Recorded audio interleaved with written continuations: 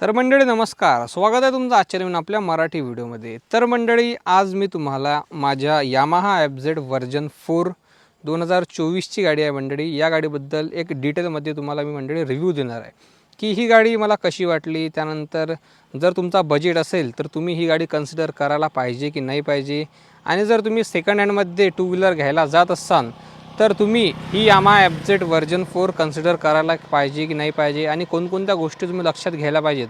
तर मंडळी या सगळ्या गोष्टींबद्दल मी तुम्हाला डिटेलमध्ये मंडळी माहिती देणार आहे। चला तर मंडळी या व्हिडिओला आपण सुरुवात करूया। जर तुम्ही या आपल्या यूट्यूब चॅनलवर नवीन असाल तर तुम्ही आपल्या चॅनलला जे नक्की मंडळी सबस्क्राईब करू शकता। तर मंडळी आता मी तुम्हाला या गाडीची मंडळी स्टोरी सांगतो, कारण मंडळी ही जी 24ची गाडी आहे ही मी फक्त 1 लाख रुपयामध्ये घेतलेली आहे। यामाहा FZ व्हर्जन 4 2024 ऑगस्ट महिन्यातली गाडी मी फक्त 1 लाख रुपयामध्ये मंडळी घेतलेली आहे।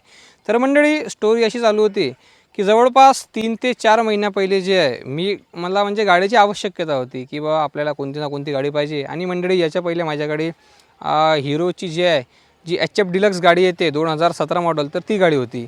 तर मंडळी ती गाडी आम्ही भरपूर वर्ष चालवली आणि जवळपास जे आहे 90,000 किलोमीटर आम्ही ती गाडी मंडळी चालवली। तर मंडळी सगळ्यात पहिले जे आहे आपल्याजवळ यामाहा FZ व्हर्जन जे 3 येते, तर आपल्याजवळ 2020ची एक गाडी आली होती। म्हणजे ती एक विक्रीसाठी आली होती की जर तुमच्याकडे कस्टमर असेल तर तुम्ही ती गाडी मंडळी तुम्ही सांगा, जर का आमच्याकडे काही कस्टमर असेल तर अशा प्रकारे मंडळी आली होती। पण मंडळी विषय असा झाला की ती गाडी मला पसंत आली। मी म्हटलं यार आपल्याला पण तशी गाडी पाहिजेच, आणि आपल्याला जर समजा आता 20चं मॉडेल जर भेटत असेल तर आपण घेऊ इच्छितो। ही गोष्ट आहे मंडळी GST कमी व्हायच्या पहिलेची। तर मंडळी मी 2020च्या गाडीसाठी जवळपास 80,000 रुपये ऑफर केले होते व्हर्जन 4, जे की व्हर्जन 3 जे की या व्हर्जन 4च्या खालचं मॉडेल तुम्हाला पाहायला मंडळी मिळते। त्यानंतर मंडळी विषय असा झाला की त्यानंतर लागला मंडळी ते पितृपाठ म्हणतात त्याले। तर मंडळी मग माझ्या घरचे म्हणत होते की भाऊ पितृपाठातने आपण काही घ्यायला नाही पाहिजे। मग म्हटलं ठीक आहे। त्यानंतर मंडळी पितृपाठ झाल्यानंतर GST झाला कमी। आता तुम्हाला तर माहिती आहे GSTमध्ये जवळपास भरपूर गाड्यांची जी किंमत जी आहे ती कमी झाली होती। आणि मंडळी मग मी ठरवलं की यार आता 80,000 रुपये 2020च्या गाडीला दिल्यापेक्षा आपण थोडी नवीनच गाडी घ्यावं। आणि मंडळी या यामाहा FZ व्हर्जन 4मध्ये जे आहे ना व्हर्जन 3 येते, म्हणजे ते जुनं मॉडेल, आणि ते जुनं लुक जे आहे ते मला जवळपास 1,40,000 रुपयाचं चाललं होतं। मग मी विचार केला की यार मग नवीन घ्यावं की जुनं घ्यावं, कारण मंडळी किमतीमध्ये फक्त 40,000 रुपयाचा फरक होता। त्यानंतर मंडळी 2 गाड्या रिजेक्ट केल्याच्या नंतर माझ्याकडे आली ही यामाहा FZ व्हर्जन 4, जे की तुम्ही तर मंडळी फ्रेममध्ये पाहू शकता। अगदी नीट अँड क्लीन कंडिशनमध्ये मंडळी गाडी होती। आणि मंडळी मी शोरूमला पण गेलो होतो, तर शोरूमला जे जुनं लुक आहे जे व्हर्जन 3 ज्याला म्हणतात, तर त्या गाडीची किंमत जी आहे ना ती जवळपास जात होती 1,40,000 रुपये। म्हणून म्हटलं गाड्या मंडळी मी की म्हटलं यार 1,40,000 त्या जुन्या लुकला दिल्यापेक्षा आपल्याकडे 1 लाख रुपयात नवीन लुकची गाडी मंडळी भेटून जाते। कारण मंडळी या गाडीचा कलर बघा किती सुंदर आहे, त्यानंतर थोडी सिटिंग पोझिशन पण व्यवस्थित आहे, आणि सुंदर अशा मेन म्हणजे मला ही कलरमध्ये भरपूर ही गाडी मंडळी आवडली होती। अशा प्रकारे पूर्ण तुम्ही गाडीची कंडिशन पाहू शकता, एकदम क्लीन कंडिशनची गाडी होती। म्हणून मी विचार केला की चला आता आलीच गाडी, तर आपण आता 24ची आहे, 8व्या महिन्यातली आहे, तर काही विषय नाही, जास्त चाललेली नव्हती, 14,000 गाडी चाललेली होती मंडळी फक्त। म्हणून मी म्हटलं गाडी मंडळी चला घेऊन घ्या। तर मंडळी त्यानंतर विषय म्हणजे आता तुम्ही कोणकोणत्या गोष्टी जे आहे गाडीमध्ये चेक करायला पाहिजे। तर मंडळी ही जी गाडी होती ना, या गाडीची जी RC होती, तर या गाडीच्या RCवर कोणत्याच प्रकारचं म्हणजे लोन जे होतं फायनान्स ते नव्हतं, पण मंडळी गाडीवर ॲक्च्युअलमध्ये लोन होतं। तर तुम्ही जेव्हा पण जासान समोर, तर तेव्हा जे गाडीवर लोन असते तर लोन एकदा चेक करा की बाबा कोणत्या गाडीचं ऑनलाईन चेक होऊन जाते। एक ॲप येते, त्या ॲपमध्ये जर तुम्ही चेक केलं तर तुमच्या गाडीचं चेक जे आहे ते मंडळी होऊन जाते। तर मंडळी सगळं पर्यंत लोन चेक करा, त्यानंतर गाडीची NOC भेटते नाही भेटत त्या हिशोबानं पण करा, म्हणजे गाडीची RC, इन्शुरन्स, NOC ह्या गोष्टी मंडळी तुम्हाला क्लिअर लागतात। आणि ज्या मालकाच्या नावावर गाडी आहे तर तो मालक पण मंडळी तुम्हाला RTOमध्ये साईन करायसाठी लागतो। चला तर मंडळी आता ही मला गाडी कशी वाटली तर त्याबद्दल मी तुम्हाला डिटेलमध्ये माहिती देतो। तर मंडळी सगळ्यात पहिले मंडळी तुम्ही गाडीचं लुक्स पहा, म्हणजे मंडळी किती चांगली गाडी आहे, हा एक नंबर। हे पहा तुम्हाला मॅट ग्रे कलरमध्ये इथं ही जी मडगार हे पाहायला भेटून जाते। आणि मंडळी हा जो प्रोजेक्टर इथं तुम्हाला इथं जे आहे ना तुम्हाला हेडलॅम्प भेटून जाते, आणि या हेडलॅम्पचा थ्रो जे आहे ना तो एकदम कडक आहे, म्हणजे लोअरवर पण एवढं चांगलं या गाडीचा लाईट आहे की एकदम जबरदस्त। आणि जर तुम्ही डिप्पर ऑप्पर जर मारला तर तो पण एकदम जबरदस्त होऊन जाते। त्यानंतर मंडळी अशा प्रकारे तुम्हाला इथं मंडळी DRL भेटतात, जे की तुमच्या फ्रेममध्ये मंडळी पाहू शकता। त्यानंतर अशा प्रकारे इथं क्रोम फिनिशिंग भेटते, यामाहा FZS ची इथं बॅजिंग भेटून जाते, व्हर्जन 4ची तुम्हाला इथं बॅजिंग भेटून जाते। आणि मंडळी जेव्हा मी ही गाडी जी आहे ना ज्या गाडीच्या शोधात जेव्हा होतो ना, तर मी भरपूर गाड्या पाहिल्या, आणि मंडळी भरपूर जणांना जे आहेत ना ह्या गाड्या 1-1 लाख किलोमीटर तर चालवल्या होत्या. आणि म्हणजे तुम्ही या गोष्टीने विचार करू शकता की या गाड्यांचे इंजिन जे आहेत ते किती रिलायबल असतात. आणि मंडळी मेन म्हणजे या गाडीचं मायलेज. मला मंडळी मी जे आहे ना नॉर्मल 70पर्यंत ही गाडी म्हणजे 70-80 गाडी चालवतो. पण मंडळी हे 150 सीसीचं इंजिन असून पण मला ही गाडी जवळपास 50चा ॲव्हरेज मंडळी इथं देते. आणि मंडळी मी विचार पण नव्हता केला. मी म्हटलं ठीक आहे 150 सीसीची गाडी आहे, जास्तीत जास्त आपल्याला 40चं मायलेज देईन. पण मंडळी ही 150 सीसीची गाडी असून पण मला जवळपास 50चा ॲव्हरेज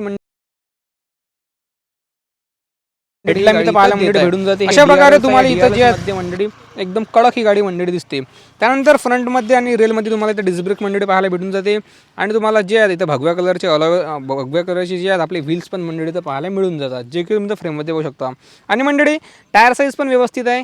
त्यामुळे कसं आहे म्हणजे गाडी जी आहे ना रोडवर अशी चिपकून चालते. त्यानंतर मंडळी आता तुम्ही म्हणसान किंवा तुम्ही एकदम टॉप स्पीड काय आहे गाडीची. मी मंडळी ही गाडी जी आहे ना जास्तीत जास्त 105 किलोमीटरपर्यंत म्हणजे 105च्या स्पीडवर चालवली आहे. त्याच्यावर थोडी म्हणजे मुश्किल जाते. आणि सगळ्यात मेन म्हणजे मंडळी माहीत आहे का या गाडीचा पॉझिटिव्ह काय ते म्हणजे ॲव्हरेज लुक्स. आणि ॲव्हरेज लुक्स वाईज एकदम गाडी कडक दिसते. ॲव्हरेज पण तुम्हाला 50 इथं देणार आहे. आणि जर तुम्ही सेकंडमध्ये पण घ्यायचा जर विचार करत असाल तर तुम्ही 100% 24ची गाडी जी आहे लाख रुपयाच्या आसपास मंडळी कन्सिडर करू शकता. कारण मी पण मंडळी ही 1 लाख रुपयामध्ये हा घोडा जे आहे इथं मंडळी घेतलेला आहे. अशा प्रकारे मंडळी सुंदर असं तुम्हाला इथं गाडी मंडळी भेटून जाते, जे की तुमचं फ्रेममध्ये बघू शकता. ड्युअल टोनमध्ये गाडी तुम्हाला पाहायला इथं मिळणार आहे. त्यानंतर मंडळी अशा प्रकारे सायलेन्सर वगैरे तुम्हाला इथं मंडळी पाहायला इथं भेटून जाते. त्यानंतर गाडीचं जर तुम्ही मंडळी मीटर पाहिलं तर अशा प्रकारे पूर्ण तुम्हाला इथं मीटर भेटून जाते. आणि मेन म्हणजे मंडळी माहिती आहे का या गाडीमध्ये TCS तुम्हाला पाहायला भेटते. TCS म्हणजे काय असते माहिती आहे का, जेव्हा आपली गाडी समजा पहा तुम्ही आता गाडी रोडनं चालवून राहिली आणि जर आपण टर्नवर आलो, टर्नवर जर आपण ॲक्सिलेटर दिलं तर गाडीचं मागचं टायर जे आहे ते फिरावू नये आणि तुम्ही जागेवर पडावू नये. तर त्यामध्ये असं TCS राहते, ट्रॅक्शन कंट्रोल सिस्टम. त्याच्यामुळे मंडळी म्हणजे एक पावसाळ्यासाठी एकदम जबरदस्त मंडळी फीचर आहे. आणि मंडळी ट्रॅक्शन कंट्रोल सिस्टम काय असते माहिती आहे का, आता जो गाडीचं समोरचं जे व्हील आहे ना तर समोरच्या व्हीलला डिटेक्ट करून मागचं व्हील चालते. म्हणजे दोन्ही व्हीलची जे स्पीड आहे ते ट्रॅक्शन कंट्रोल ज्या मंडळी नेहमी मॅच करत राहते. त्यामुळे काय होते माहिती आहे का, एकदम गाडी जी आहे स्टेबल पण चालते आणि एकदम कडक पण तुम्हाला म्हणजे चालवायला पण फील होते. आणि जर तुम्हाला मंडळी स्टॉपी मारायची असेल, गाडी कुदवायची असेल तर तुम्हाला ते ट्रॅक्शन कंट्रोल मंडळी तर बंद करावं लागेल. अशा प्रकारे सुंदर अशी तुम्हाला पूर्ण गाडी मंडळी पाहायला इथे मिळते. डिस्क ब्रेक तुम्हाला इथे मंडळी पाहायला इथं भेटून जाते. त्यानंतर गाडीच्या मंडळी अशा प्रकारे पूर्ण तुम्हाला गाडी इथं पाहायला मिळणार आहे, जे की तुमच्या फ्रेममध्ये पाहू शकता. त्यानंतर गाडीचं जर मंडळी तुम्ही मीटर पाहिलं तर अशा प्रकारे तुम्हाला इथे मीटर मंडळी भेटून जाते अशा प्रकारे. त्यानंतर तुम्ही ब्लूटूथ पण इथं कनेक्ट करू शकता. त्यानंतर जे आहे इथं स्पीड दाखवते, इथं RPM दाखवते, इथं तुम्हाला टाईम दाखवते. त्यानंतर ॲप जर कनेक्ट असेल तर ॲप पण मंडळी इथं दाखवते.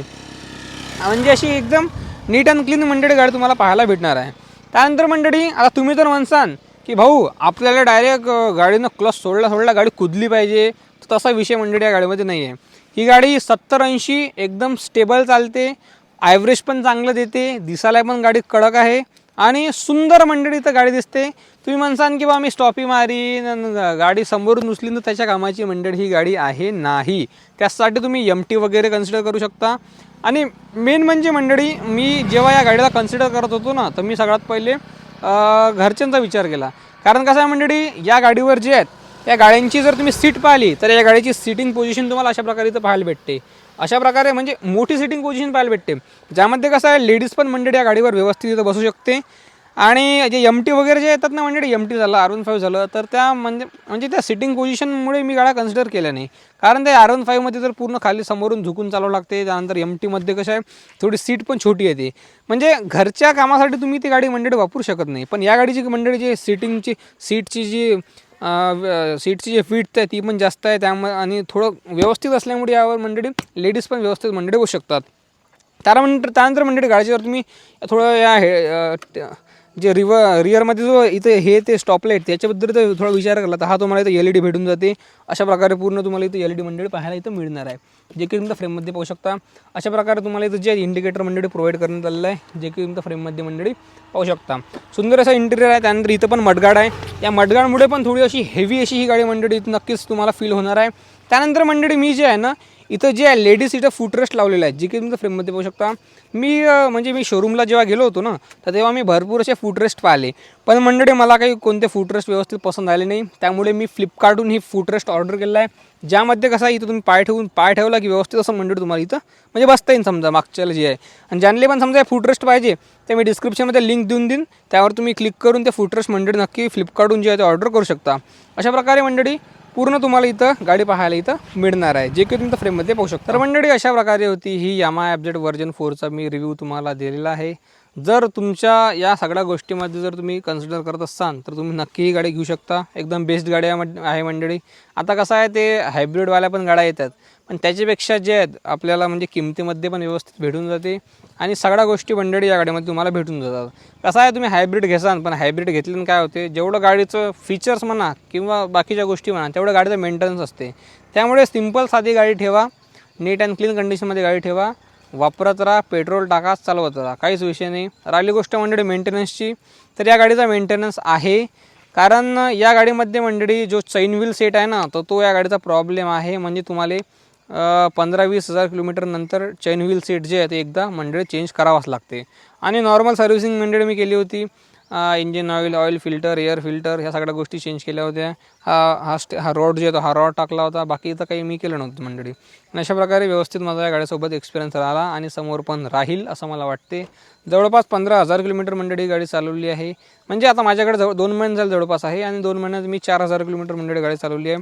एकदम सुपर गाडी आहे मंडळी, अशी उचलते रप रप रप रप, हा एक नंबर. तर मंडळी जर तुमचा इंटरेस्ट असेल तर तुम्ही पण ही गाडी नक्की कन्सिडर करू शकता. चांगली गाडी आहे.